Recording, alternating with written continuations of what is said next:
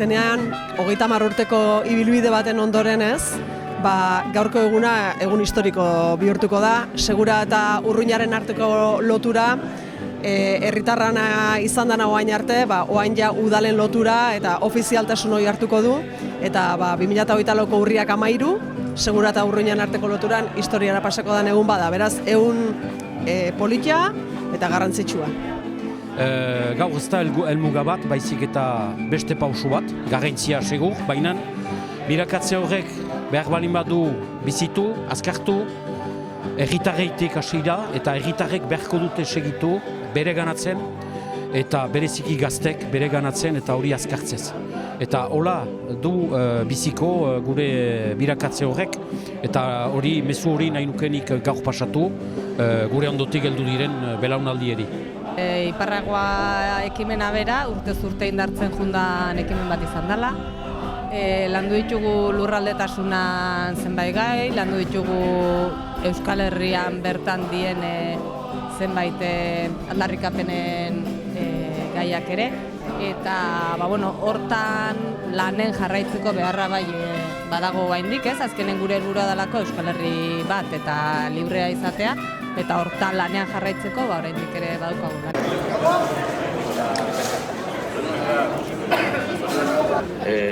Luli eta Xabier gu oso gazteak. Bez, kantuaren bitartez eta kontatu dut, haitu naiz 3 egunez kontatzen zenbat kantu egin ditugun geroztik, 22.008. Eta gaur, agurra eta gero, elkarrekin behar dugu egin 22.008 eta bat garrena. 85 edo 16an ikastolako lanak eta goitzen gira jendean dana bat etorri zirela laguntziat, etorri zineztela laguntziat, eskertzeko berriz ere. Aspaldi du, baina... Ara, torri da eguna.